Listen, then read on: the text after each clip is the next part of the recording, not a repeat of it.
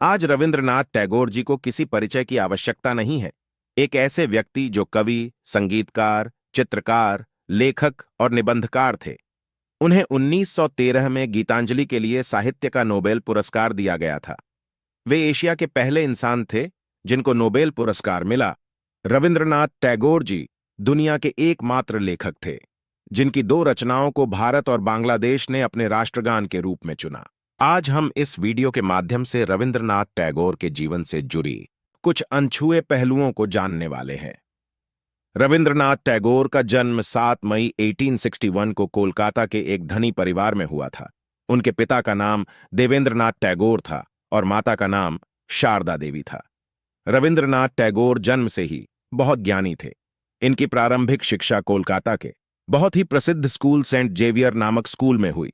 इनके पिता प्रारंभ से ही समाज के लिए समर्पित थे, इसलिए वह रविंद्रनाथ जी को भी बैरिस्टर बनाना चाहते थे।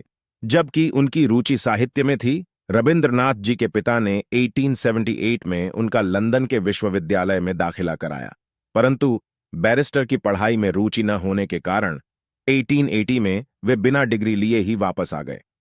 रविंद्रनाथ टैगोर का विवाह 1883 में मृणालिनी देवी से हुआ। रविंद्रनाथ टैगोर ने अपना उपनाम गुरुदेव प्राप्त किया।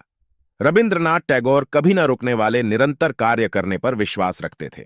रविंद्रनाथ टैगोर ने अपने आप में ऐसे कार्य किए हैं जिससे लोगों का भला ही हुआ है। उनमें एक शांति निकेतन की स्थापना है, जो गुरुदेव का सपना था, जो उन्होंने 1901 में पूरा किया।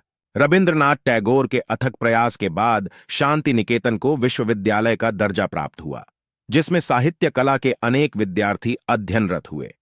रविंद्रनाथ टैगोर को अपने जीवन में कई उपलब्धियों या सम्मान से नवाजा गया, परंतु सबसे प्रमुख थी गीतांजलि के लिए 1913 में रविंद्रनाथ टैगोर को नोबेल पुरस्कार से सम्मानित किया गया।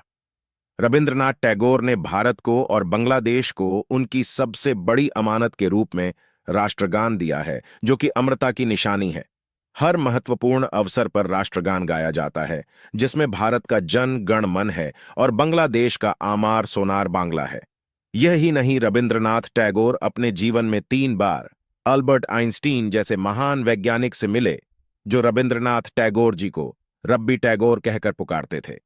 1930 में पेरिस और लंदन में रविंद्रनाथ टैगोर के चित्रों की प्रदर्शनी लगाई गई थी। उसके बाद में 1930 में रविंद्रनाथ टैगोर ने बर्मिंघम में अपने प्रवास के दौरान ऑक्सफोर्ड लिखा।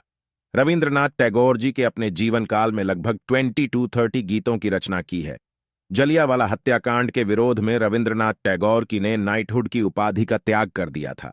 रविंद्रनाथ टैगोर जी ने 1878 से 1932 के बीच करीबन 30 देशों की यात्रा की। वहां वे अपने साहित्यिक कार्यों को अन्य लोगों तक ले गए जो बंगाली भाषा नहीं समझते थे। रविंद्रनाथ टैगोर जी को कई बीमारियों ने घेर लिया था, इसलिए उनके जीवन के अंतिम 4 साल पीड़ा में बीते। 7 अगस्त 1941 को 80 साल की उम्र में रविंद्रनाथ टैगोर जी का निधन हो गया। गुरुदेव रविंद्रनाथ टैगोर के मृत्यु पर उनके प्रशंसक महात्मा गांधी ने कहा था, गुरुदेव के पार्थिव शरीर की राख पृथ्वी में मिल गई है, लेकिन उनके व्यक्तित्व का प्रकाश सूर्य की ही तरह तब तक बना रहेगा जब तक पृथ्वी पर जीवन है। गुरुदेव एक महान अध्यापक ही नहीं थे, वे एक अर्षि थे। भारतीय डाक विभाग ने 7 मई 1961 को रविंद्रनाथ टैगोर को अपनी श्रद्धांजलि के तौर पर रविंद्रनाथ टैगोर के नाम पर एक डाक टिकट जारी किया गया।